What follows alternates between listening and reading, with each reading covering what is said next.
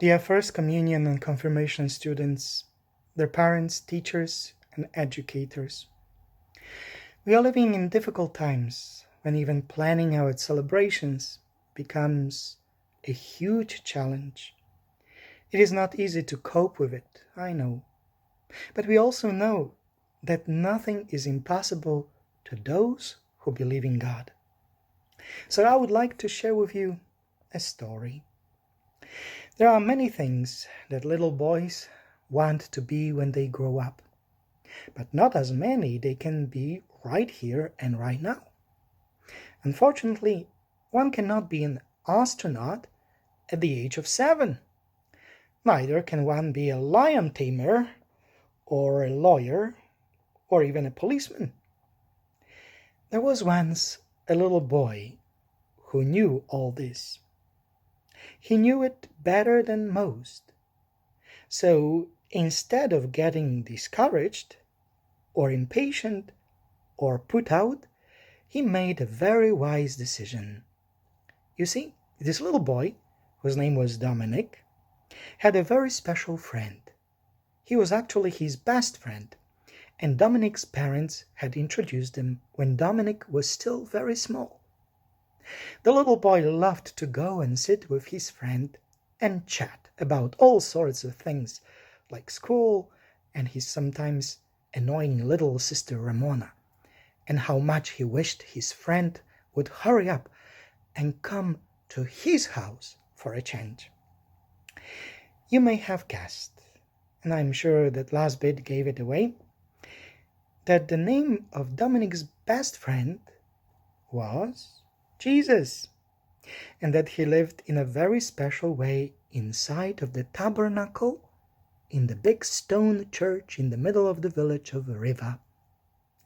You also may have guessed that when Dominic wished his friend would come to his house, he was actually wishing he could receive his first Holy Communion.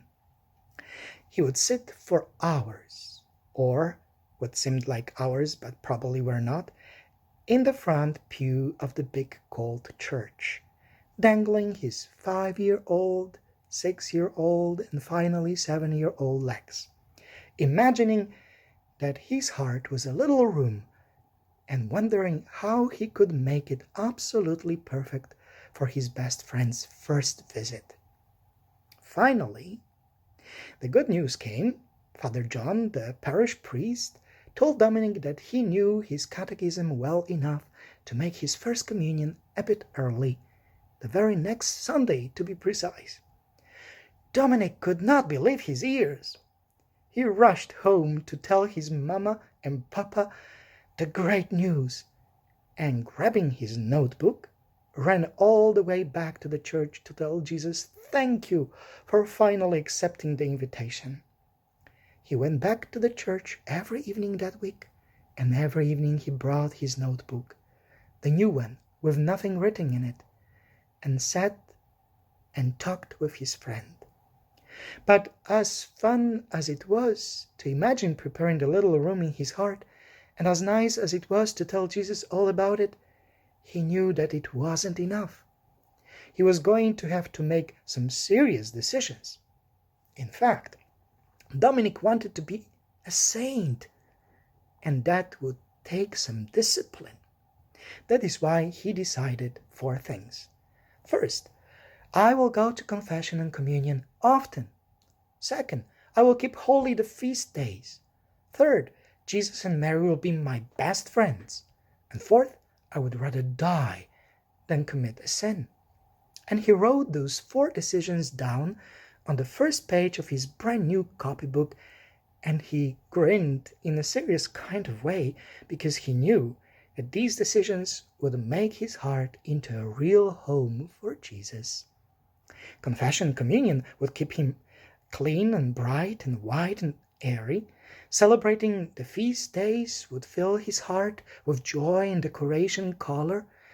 By putting Jesus and Mary at the center of his heart as his very best friends, and truly meaning that, and by being ready to die for that friendship, were all incredibly wise things for anyone, and especially for a 7-year-old to decide.